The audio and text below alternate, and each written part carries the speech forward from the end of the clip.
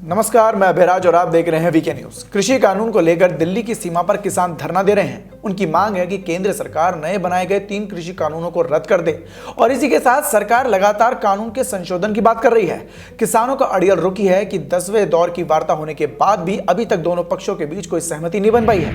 ये मामला अब सुप्रीम कोर्ट तक जा पहुंचा है, जिसके बाद अदालत ने इसके लिए 4 सदस्य की एक कमेटी गठित की, लेकिन किसानों को इस पर भी ऐतराज हुआ। उनका कहना है कि कमेटी के सदस्य सरकार की तरफदारी करने वाले लोग हैं। इस पर अब सुप्रीम कोर्ट ने किसानों को कड़ी फटकार लगाई है। कोर्ट ने कहा है कि कमेटी के सदस्यों पर आरोप बर्दाश्त नहीं किए जाएंगे। तो चलिए अब आपको बताते हैं कि सुप्रीम कोर्ट ने इस मामले में और क्या-क्या कहा।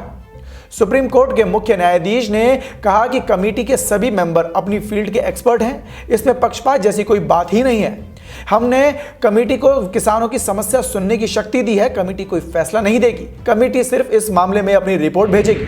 सीजेआई ने सख्त लहजे में कहा कि अगर किसान कमेटी के सामने पेश नहीं होना चाहते तो बिल्कुल मत होइए, लेकिन कोर्ट में किसी की इस तरह से ब्रांडिंग न करे। कोर्ट ने कहा कि जो लोग कमेटी के मेंबर की आलोचना कर रहे हैं कि उनमें क्षमता नहीं है, ऐसा किस बिना पर कहा जा रहा है, क्या आप उन सदस्यों पर आरोप लगा रहे हैं? यह बर्दाश्त नहीं किया जाएगा।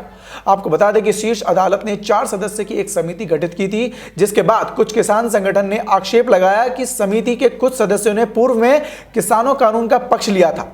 तो वही विवाद को देखते हुए समिति के एक सदस्य ने खुद को समिति से अलग कर लिया था, जिसके बाद सुप्रीम कोर्ट ने यह बयान जारी किया है।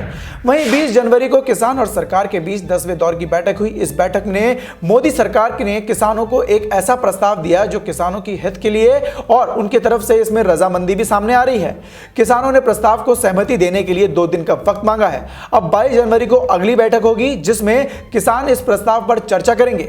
दरअसल मोदी सरकार की ओर से 3 कृषि कानूनों को 18 महीने के लिए स्थगित करने का प्रस्ताव दिया गया था, जिस पर सरकार ने कहा है कि इस दौरान एक कमेटी गठित की जाएगी जो इस मामले को बातचीत के जरिए हल करेगी। इस खबर पर आपकी क्या राय है, हमें कमेंट सेक्शन में कमेंट कर जरूर बताएं। फिलहाल के लिए इस खबर में सिर्फ इतना ही। देश और दुनिया की ऐसी ताजा तमाम खबरों से जुड़े रहने के लिए देखते रहें वीके न्यूज। धन्यवाद।